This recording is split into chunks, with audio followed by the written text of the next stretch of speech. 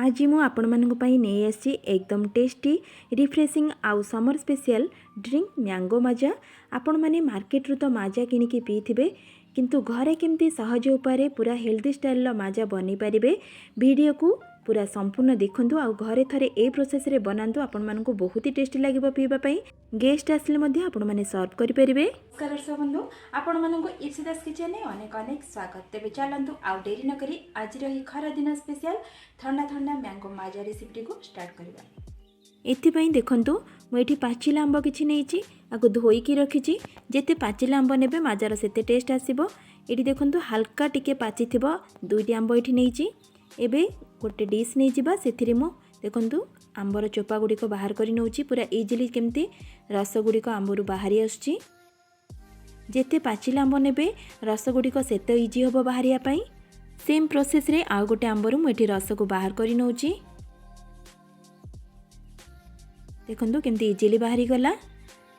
सबु आंबरु मु एठी देखंतु रस गुड़िक बाहर करि नेली। ताको हाथ रे चकड़ी नउछि। आपण माने मासर साजर मध्य चकड़ी पारिबे। एबे देखंतु पूरा इजिली केमती रस गुड़िक बाहरी गला। सेथिरु मु टाकुआ गुड़िक बाहर करि नउछि।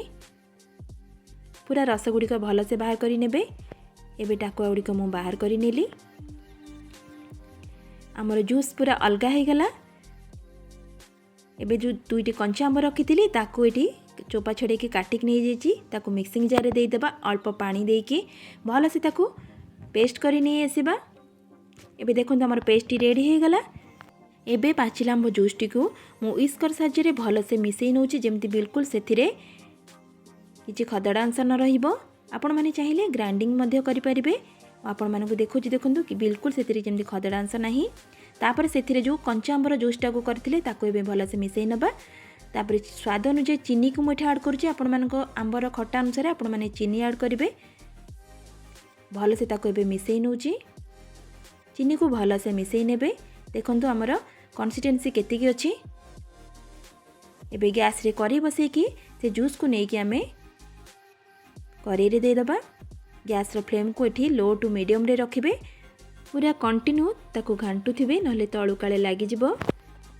एटा को फुटिबा पई मिनिमम 4 रु 5 मिनिट समय लागिवो।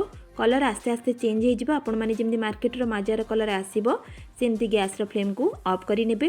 हमर रेडी हे गला। मु एबे गैस रो फ्लेम को ऑफ करी नउछि। ताको एबे गोटे डिश को ढाली नउछि। 3-4 घंटा पई आको हमें फ्रिज रे रखि दबा। एटी परफेक्ट 3-4 घंटा परे मु फ्रिज रो काढी आनिली। देखंतु कलर पूरा परफेक्ट हेछि। एबे ताको सर्व करबा। ताहले दर्शक बंधु, आपण माने देखिले केमती सहज उपाय हेल्दी स्टाइल माजा मु घरे बनै नेली। आपण माने निश्चय ए प्रोसेस रे घरे माजा को बनांतु। मार्केट रु बिल्कुल आनी के पियंतु नहीं। पिल्लाठू बड़ एटा समस्त को पसंद आसीबो। जदि वीडियोटी आपण मानक आज पसंद लागथिबो प्लीज गोटे लाइक करि नेबे। चैनल को सब्सक्राइब करबा को बिल्कुल भूलिबे नहीं।